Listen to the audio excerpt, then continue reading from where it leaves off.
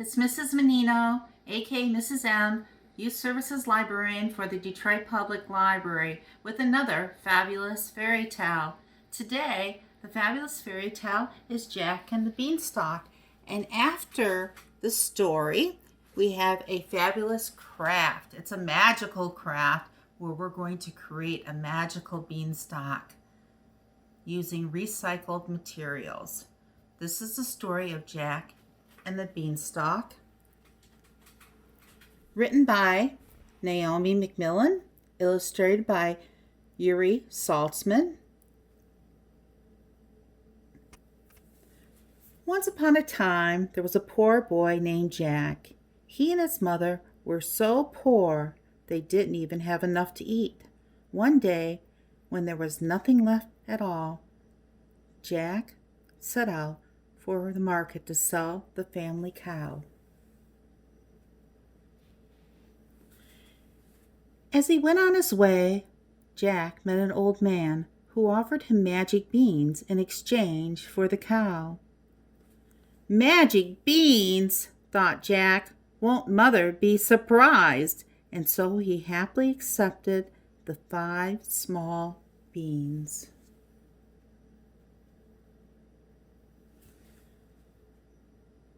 But when Jack reached home and showed his mother the magic beans, she was furious. "How could you sell our cow for those worthless beans?" she cried. "There aren't even enough of them to eat." She snatched the beans from Jack and tossed them out the window.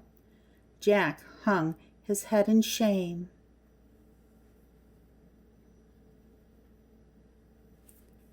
The next day, just before sunrise, Jack woke up and discovered a giant beanstalk growing right outside the window. The beans were magical after all, thought Jack. Jack decided to climb the beanstalk to see where it might lead. Up, up, up he climbed through the morning mist and clouds. At the top, he found a road that led to a castle. A lady giant was working in the castle garden. "Excuse me," said Jack, "I'm hungry. Could you please give me something to eat?" "Very well," she said, "but don't let my husband see you, for he likes to have little boys for breakfast." Inside, Jack happily munched on a piece of toast until he heard the thunder of giant footsteps. The giant's wife hid Jack inside the oven and busied herself setting the table. "Fee, fi, fo, fum! I smell the blood of a little one," said the giant. "You're mistaken," said his wife. "You're smelling the bones of the boy you had for supper yesterday." Luckily, he believed her.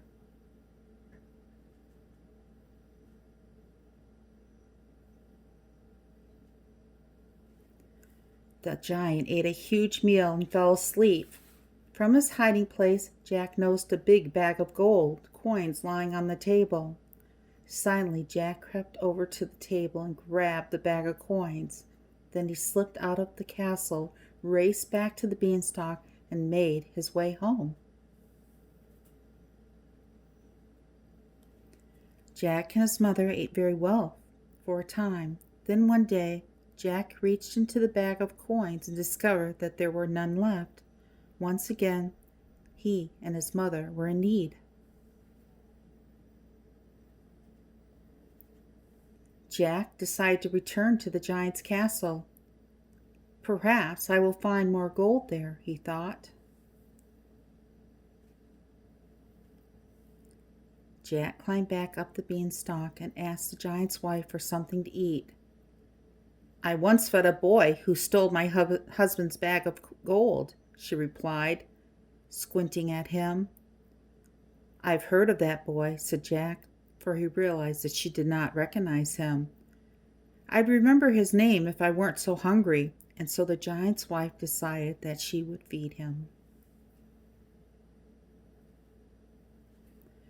Moments later, Jack heard the thunder of giant footsteps and a booming fee-fi-fo-bum. He ran to hide behind the oven door. After the giant had eaten, the wife set before him a goose that laid golden eggs. Jack waited until he heard the giant snoring, then grabbed the magic goose and tiptoed out of the castle door. Once home, he asked the goose to lay a golden egg, and to his amazement, the goose did.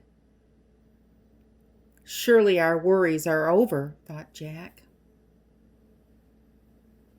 But one morning, the magic goose stopped laying eggs, and Jack couldn't understand why.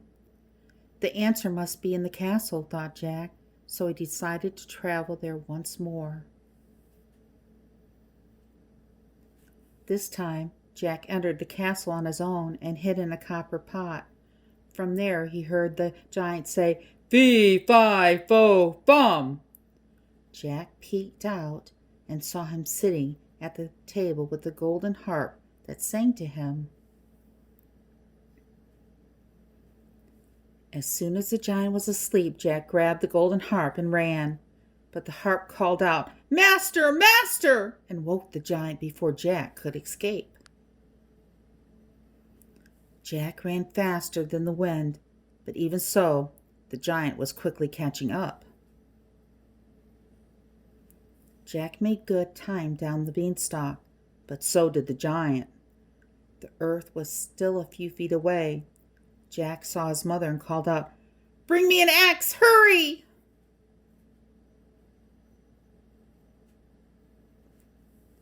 As soon as he hit the ground, Jack grabbed the axe and swung it with all his might, cutting into the trunk of the beanstalk.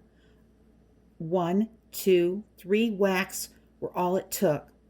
Then down came the beanstalk and the giant, both crashing to the earth below.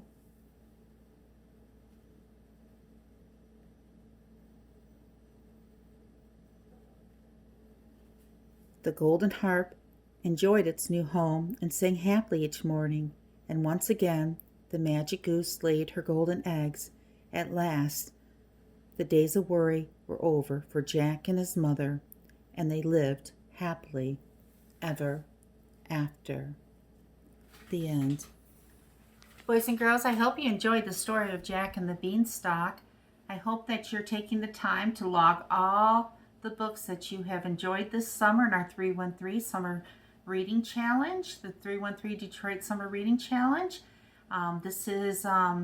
We are down to the final 2 weeks of that challenge, and there are prizes to be won if you participate. So go to DetroitPublicLibrary.org and log those minutes. Right now, we're going to learn how to make a magical beanstalk. Right now, we're going to be making a magical growing beanstalk.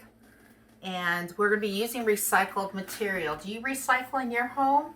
Do you have a special recycling bin that you collect those objects that your city will take, such as plastic number 1 and 7 only, plastic materials 1 through 7, cardboard, some other things that they take are paper, and they also take metal. So they ask that you rinse the containers before putting them in your recycle bin. So the recycling materials that we're going to be using is we're going to need a cardboard tube. This is from a gift wrap paper. And we'll need newspaper. We'll need scissors, and we'll need tape. That's all you need in order to make this magical beanstalk. So what you're going to do is you're going to take 8 sheets of paper, and I started this already, and you're going to tape the long side together. So 1, 2, 3, 4, 5, 6, 7, and then we're going to tape the last one to the final sheet of paper. So let's do that. So let's put the extra paper over here so it's out of the way.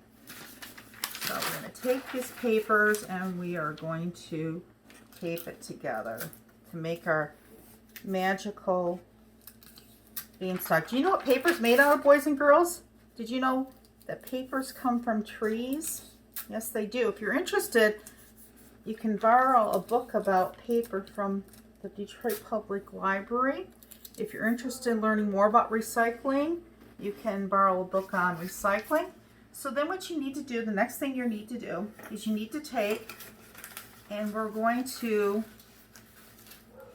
take, and we're going to roll the 8 sheets of paper, just like wrapping paper is on the roll. We're going to put the newspaper back on the roll.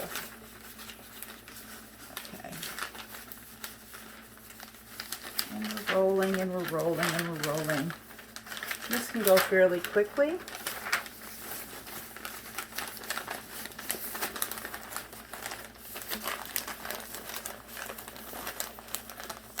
All right.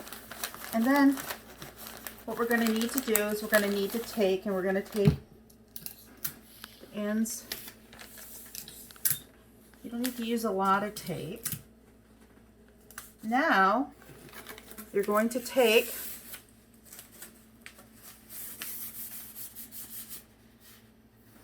the tube out of the paper. Now, here comes the fun part. You're going to take the scissors, and let's make sure this is taped up really good. The first half of this paper needs to be taped up really good at the very bottom. So we're going to do that. Then what we're going to do is we're going to take, and we're going to make 4 cuts all the way to the halfway mark. So 1 to make our magical beanstalk. There's 2. And then we're going to do 1 over here. Let's do that.